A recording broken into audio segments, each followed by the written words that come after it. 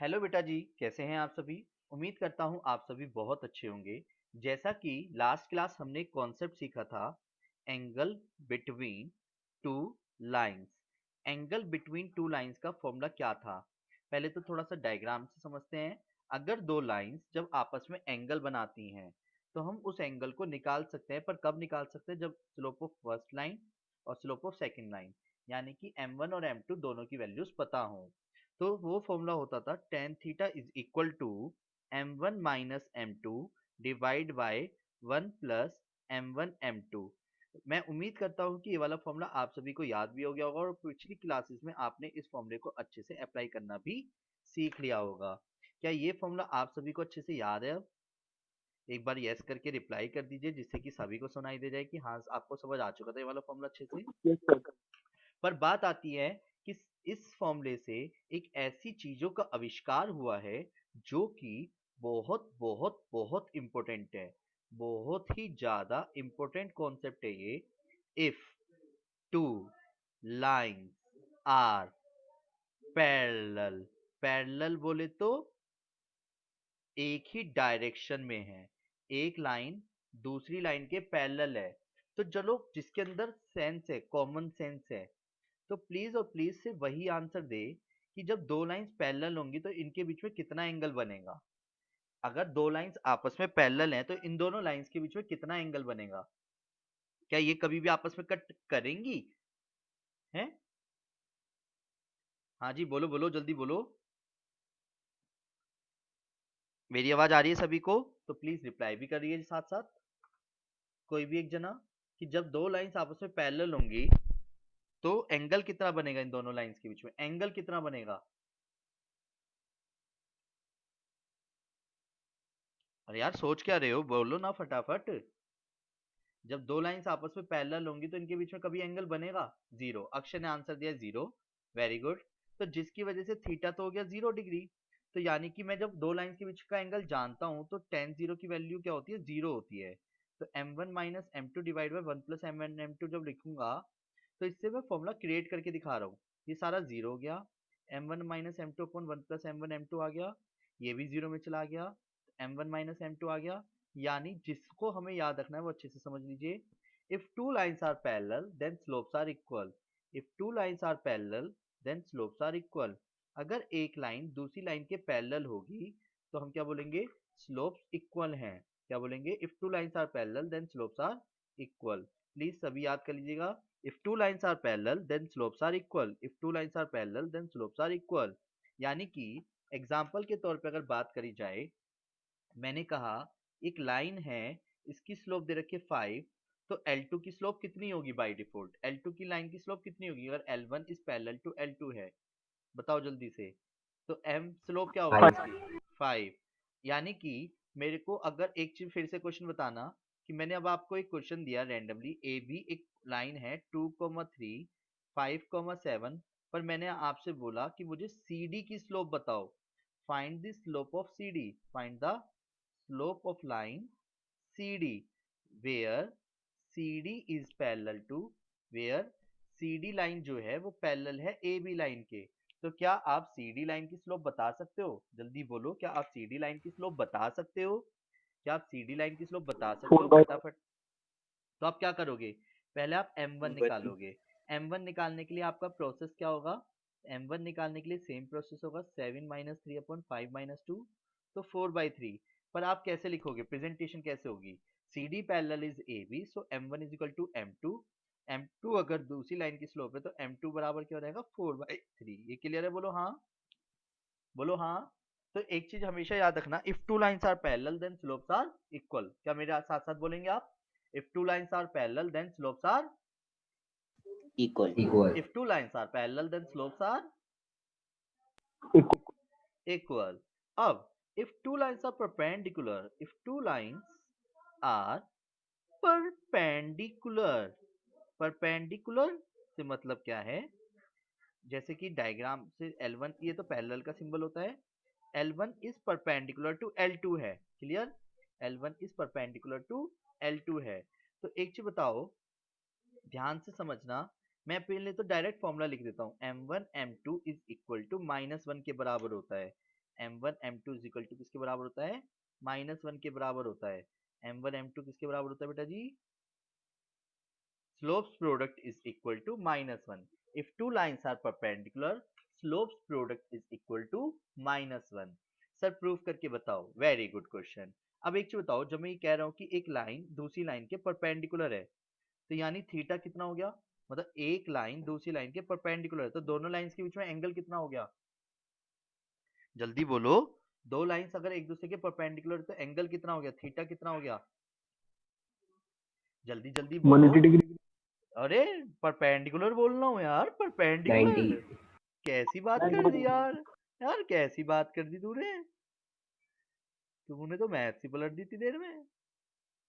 Okay, तो यानी 1090 degree लिखूं, बोलो हाँ, very good. m1 minus m2 divide by 1 plus m1 m2। तो 1090 वैल्यू इन्फिनिटी होती है, क्या होती है, इन्फिनिटी होती है। हालांकि मुझे फॉर्मूले प्रूव करने की जरूरत तो नहीं है, पर फिर भी आप सभी अपने हो इसलिए करके दिखा रहा हूँ। इन्फिनिटी को 1/0 लिख लो, कोई दिक्कत नहीं है बना नहीं करने का आपको, ठीक है ना। तो m1 m2 जो आया इसको क्रॉस मल्टीप्लीकेशन कर दिया, तो ये जीरो जब इधर जाएगा तो ये इधर जाएगा, तो 1 प्लस m1 m2 किसके बराबर आ गया, 0 के। तो m1 m2 क्या आ गया, -1। यानी स्लोप्स का प्रोडक्ट क्या होता है, -1। इसको आप ये भी कह सकते हो, एक स्लोप दूसरी स्लोप के नेगेटिव रेसिप्रोकल के बराबर होती है। क्या बोला मैंने, नेगेटिव रेसिप्रोकल के बराबर होती है। किसके बराबर होती है, नेगेटिव रेसिप्रोकल के बराबर होती है। सर समझ नहीं आया, वेरी गुड, इसे मैं और अच्छे से समझाना चाहूंगा फिर। जैसे कि अगर एक लाइन है L1 और एक लाइन L2 है, अगर इसकी स्लोप 3 आई है तो स्लोप ऑफ L1 पता है क्या हो जाएगी, -1/3। ठीक है, यानी कि अगर 3 मैं यहाँ रखता हूँ तो ये डिवाइड में जाएगा तो -1/3 हो गया ना M2, बोलो हाँ। एक बार, अगर L2 की स्लोप 5 है तो L1 की स्लोप कितनी हो जाएगी, जल्दी बोलो, जल्दी जल्दी बोलो। अगर L2 की स्लोप 5 है तो L1 की स्लोप कितनी हो जाएगी अब, अगर परपेंडिकुलर है एक लाइन दूसरी लाइन के,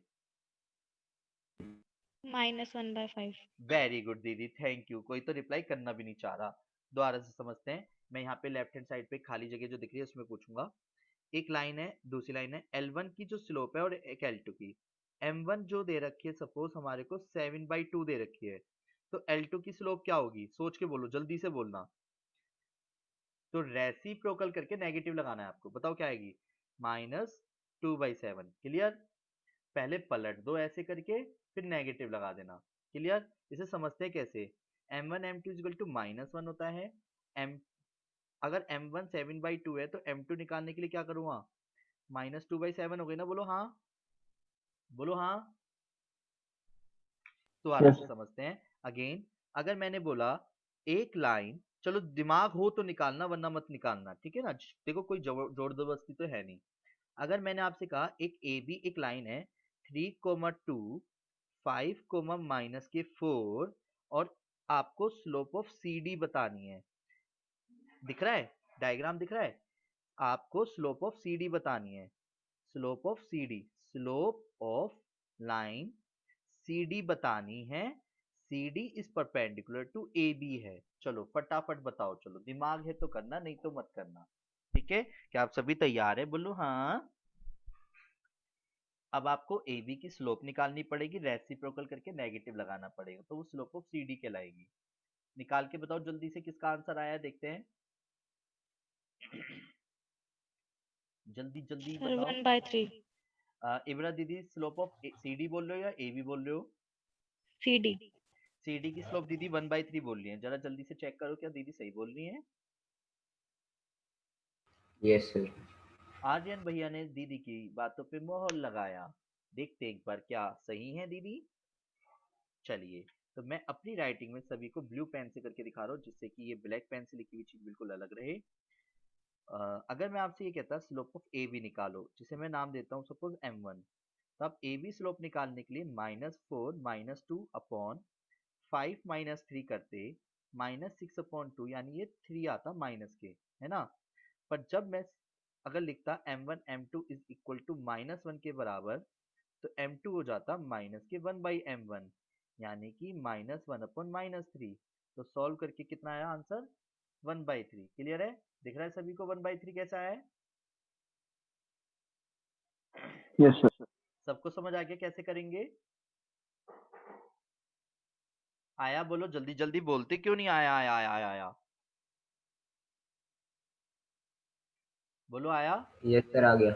अब सुनो, यस सर। एक काम करता हूँ मैं, आपको कुछ अब आपके कॉन्सेप्ट तो कुछ नहीं करा रहा, ठीक है, पर मैं आपको जो है 4 क्वेश्चन दूंगा, सिर्फ 4 क्वेश्चन, ठीक है। उन चारों क्वेश्चनों को अब आपको बहुत सोच के करना है। क्या आप सभी तैयार हैं? बोलो हाँ,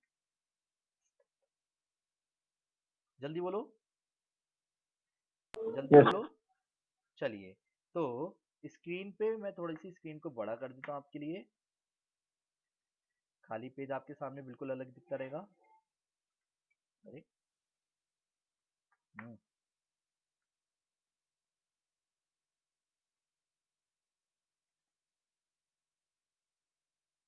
दिख रहा है सभी को?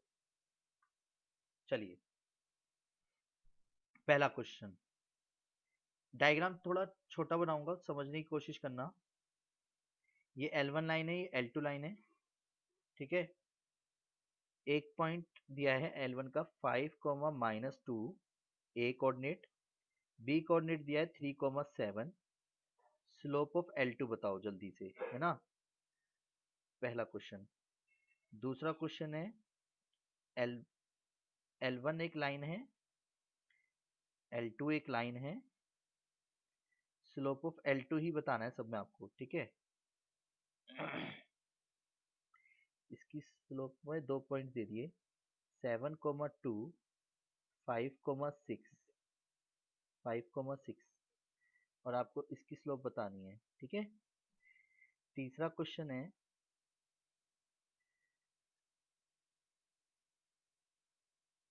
L1 एक लाइन है जो 120 डिग्री एंगल बना रही है, पर आपको स्लोप बतानी है L2 की। क्लियर है? फिर फोर्थ क्वेश्चन है, ये है x, 2, 7, 5, 3, 6, 9, 11, ठीक है। ये आपस में परपेंडिकुलर हैं। इस क्वेश्चन में x की वैल्यू बतानी है। 4 क्वेश्चन आपको दिए हैं, एक बार आप आराम से सोच के तसल्ली से करना, जल्दबाजी कुछ नहीं है, ठीक है। और जो भी आंसर्स हो वो मेरे को शेयर करिएगा अभी, ठीक है। उम्मीद करता हूँ आपको सारे कॉन्सेप्ट समझ आ गए होंगे। अगर किसी को कोई भी डाउट है तो मेरे को इस नंबर पे 9213271580 पे कांटेक्ट कर लीजिएगा। और अगर आपको वीडियो पसंद आई हो तो अपने दोस्तों के साथ शेयर कीजिएगा। थैंक यू, और चैनल को सब्सक्राइब करना ना भूलें।